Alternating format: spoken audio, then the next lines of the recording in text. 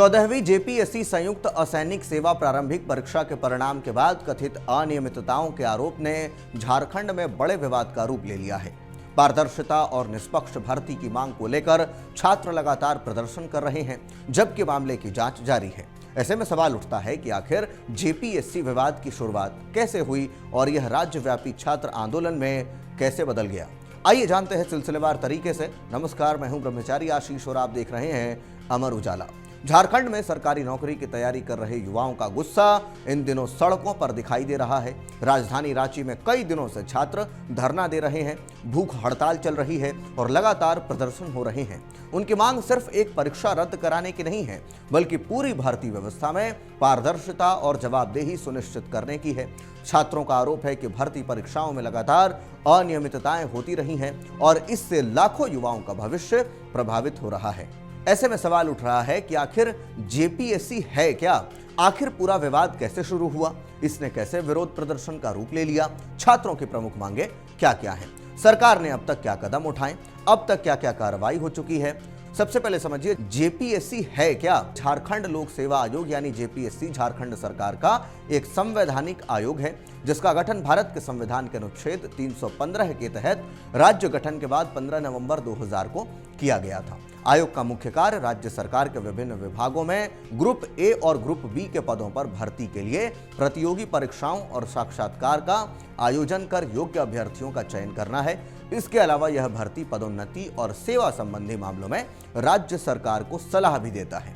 हाल ही में 14वीं संयुक्त असैनिक सेवा प्रतियोगी परीक्षा 2025 में कथित अनियमितताओं और सीआईडी जांच के बीच 22 जुलाई 2026 को जेपीएससी के तत्कालीन अध्यक्ष एल खियांदते ने अपने पद से इस्तीफा दे दिया, जिसके बाद आयोग के अध्यक्ष का पद रिक्त हो गया और अब नए पूर्णकालिक अध्यक्ष की नियुक्ति की प्रक्रिया जारी है। ऐसे में सवाल उठता है कि कैसे शुरू हुआ यह पूरा विवाद? पूरा विवाद तब शुरू हुआ जब झारखंड लोक सेवा आयोग यानी जेपीएससी ने 14वीं संयुक्त असैनिक सेवा प्रतियोगी परीक्षा 2025 की प्रारंभिक परीक्षा का परिणाम घोषित किया। आयोग ने 103 रिक्त पदों के लिए 2204 अभ्यर्थियों को मुख्य परीक्षा के लिए सफल घोषित किया। इनमें उप कलेक्टर, पुलिस अधीक्षक, जिला कमांडर, सहायक रजिस्ट्रार, सहायक नगर आयुक्त, कार्यकारी अधिकारी, विशेष अधिकारी, जेल अधीक्षक और अन्य पद शामिल हैं। परिणाम घोषित होते ही अभ्यर्थियों के बीच कई सवाल उठने लगे। सबसे पहले अभ्यर्थियों ने आयोग से श्रेणीवार कट ऑफ जारी करने की मांग की। उनका कहना था कि परिणाम घोषित कर दिया गया, लेकिन कट ऑफ सार्वजनिक नहीं की गई। इसके बाद मेरिट सूची पर भी सवाल उठे। कई अभ्यर्थियों ने दावा किया कि प्रकाशित मेरिट सूची पर आयोग के संवैधानिक सदस्यों के हस्ताक्षर नहीं थे, जिससे पूरी चयन प्रक्रिया की पारदर्शिता पर सवाल खड़े हो गए। इसी दौरान सोशल मीडिया पर कुछ कथित ओएमआर शीट वायरल हुई। इनमें दावा किया गया कि एक अभ्यर्थी ने पेपर 1 में केवल लगभग 48 प्रश्न के हल किए हैं, उत्तर दिए हैं, फिर भी उसे मुख्य परीक्षा के लिए सफल घोषित कर दिया गया। इसी तरह बैकलॉग भर्ती परीक्षा को लेकर भी ऐसे आरोप लगाए गए। हालांकि वायरल ओएमआर शीटों की स्वतंत्र पुष्टि नहीं हुई है, लेकिन इन्हीं दावों ने छात्रों के बीच असंतोष को और बढ़ा दिया। अब समझिए कि विरोध प्रदर्शन कैसे बढ़ा। ओएमआर शीटों से जुड़ी दावों के बाद छात्र जेपीएससी कार्यालय के बाहर जुटने लगे। धीरे धीरे प्रदर्शन बड़ा आंदोलन हो गया और उसी के साथ रांची के मोराबादी स्थित बापू वाटिका में यह आंदोलन आयोजित किया गया। अल्बर्ट चौक से जयपाल सिंह मुंडा स्टेडियम पहुंच गया और इसके बाद से यह विरोध राज्यव्यापी छात्र आंदोलन का रूप लेने लगा। छात्रों का कहना है कि यह केवल एक परीक्षा का मामला नहीं है, बल्कि कई वर्षों से भर्ती परीक्षाओं में सामने आ रही गड़बड़ियों के खिलाफ उनका आक्रोश है। आंदोलन के दौरान छात्र नेता देवेंद्र नाथ महतो ने अनिश्चितकालीन भूख हड़ताल शुरू कर दी है। उन्होंने कहा कि मुख्यमंत्री को सौंपे गए मांग पत्र पर कार्रवाई होने तक उनका आंदोलन जारी रहेगा। उन्होंने 14वीं जेपीएससी प्रारंभिक परीक्षा रद्द करने, टीडीपीएल एजेंसी के माध्यम से हुई परीक्षाओं की समीक्षा कराने और जेपीएससी की भर्ती प्रक्रिया में व्यापक सुधार की मांग की। अब देखिए छात्र क्या क्या मांग कर रहे हैं, एक बार वो भी जान लेते हैं। 14वीं जेपीएससी प्रारंभिक परीक्षा रद्द की जाए, ये पहली मांग है। निष्पक्ष तरीके से दोबारा परीक्षा कराई जाए। जेपीएससी और जेएसएससी भर्ती प्रणाली में व्यापक सुधार किए जाएं। इसी के साथ टीडीपीएल के माध्यम से हुई सभी परीक्षाओं की समीक्षा हो, पूरे मामले की सीबीआई जांच कराई जाए, दोषियों के खिलाफ सख्त कार्रवाई हो और शिक्षा मंत्री की जवाबदेही तय की जाए।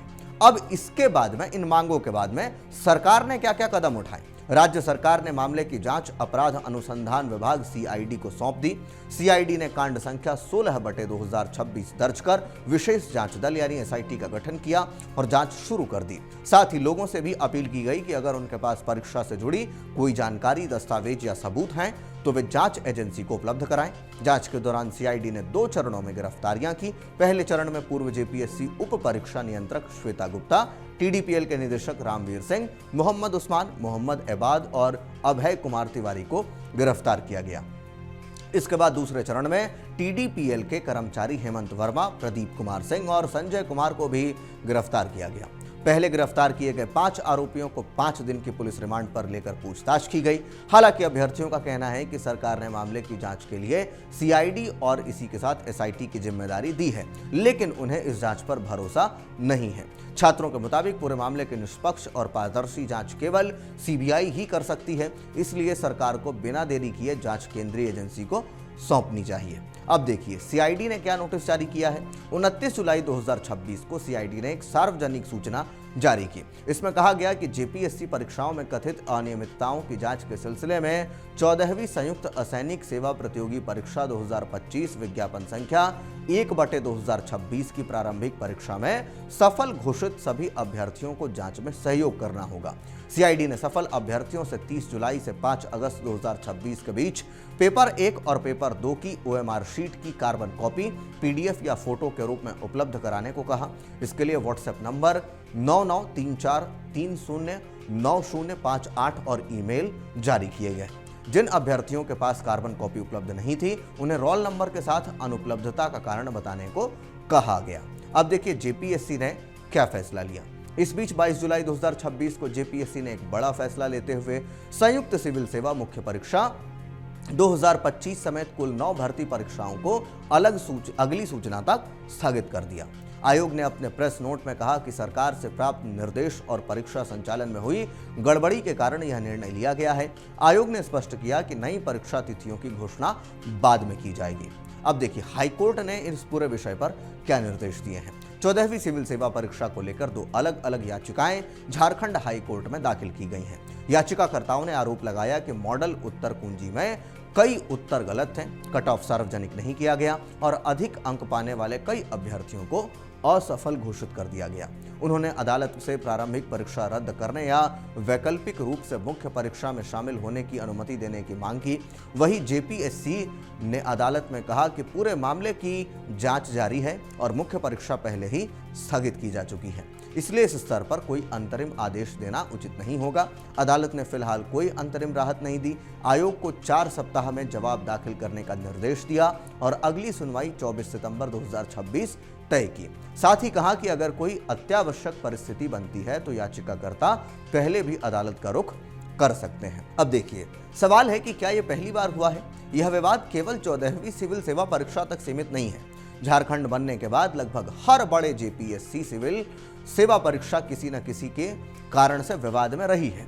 कभी संशोधित परिणाम जारी हुए, कभी अतिरिक्त परिणाम सूची निकाली गई, कभी इंटरव्यू अंकों पर सवाल उठे, तो कभी आरक्षण, उत्तर कुंजी और मूल्यांकन को लेकर अदालत का दरवाजा खटखटाया गया। पहली और दूसरी जेपीएससी सिविल सेवा परीक्षा से जुड़े कथित अनियमितताओं में मामले में सीबीआई जांच अभी भी जारी है। अब देखिए राजनीति भी इन तमाम चीज़ों को लेकर के तेज हो गई है। जैसे जैसे आंदोलन बढ़ रहा है वैसे वैसे राजनीतिक दल भी सक्रिय होते जा रहे हैं। झारखंड के पूर्व मुख्यमंत्री और उड़ीसा के पूर्व राज्यपाल रघुबर दास ने जेएसएससी सीजीएल परीक्षा मामले को जेपीएससी विवाद से भी बड़ा घोटाला बताया है। उन्होंने सोशल मीडिया प्लेटफॉर्म एक्स पर पोस्ट कर राज्य की हेमंत सोरेन सरकार पर सवाल उठाए। रघुबर दास ने दावा किया कि जेएसएससी सीजीएल परीक्षा विवाद के दौरान मुख्यमंत्री के एक करीबी के यहाँ से कई अभ्यर्थियों के एडमिट कार्ड बरामद हुए थे। उन्होंने यह भी आरोप लगाया कि परीक्षा आयोजित करने वाली एजेंसी टीडीपीएल का जो मार्केटिंग मैनेजर है वो खुद परीक्षा पास कर अधिकारी बन गया, जबकि उसके भाई और भाभी भी चयनित हुए। इन आरोपों का उल्लेख करते हुए उन्होंने सरकार से सवाल किया कि इतने गंभीर आरोपों के बावजूद अब तक चुप्पी क्यों बनी हुई है। भाजपा ने इस मुद्दे को संसद तक भी उठाया। पार्टी ने जेपीएससी, जेएसएससी और एक्साइज कांस्टेबल भर्ती मामले की सीबीआई जांच की मांग की तथा मुख्यमंत्री और शिक्षा मंत्री के जवाबदेही तय करने की भी मांग की। भाजपा नेताओं ने कांग्रेस पर परीक्षा संबंधी मामलों में दोहरा रवैया अपनाने का आरोप भी लगाया। इसी बीच सीजेपी के नेता अभिजीत दीपके ने आंदोलनरत छात्रों से फोन पर बात कर उनके समर्थन का ऐलान किया है। उन्होंने सोशल मीडिया पर एक पोस्ट साझा करते हुए कहा कि उनकी पार्टी छात्रों की मांग के साथ पूरी मजबूती से खड़ी है। तो ऐसे में अब जो दिल्ली में हुआ था जंतर मंतर पर, अब वही झारखंड में दोहराया जा रहा है। वहां सोनम वांगचुक थे, यहां उनकी जगह किसी और ने ले ली है। और ऐसे में अब लगातार अभिजीत दीपके की भी बात जो है सोशल मीडिया पर अब सामने आ रही है। तो इस पूरे विषय को लेकर आप क्या कुछ सोचते हैं, कमेंट बॉक्स में हमें अपनी राय लिखकर जरूर दें। धन्यवाद। आपके राज्य की खबरें, आपके शहर की खबरें सबसे पहले जानने के लिए देखते रहें अमर उजाला। चैनल को सब्सक्राइब जरूर कर लें और पाएं हर अपडेट।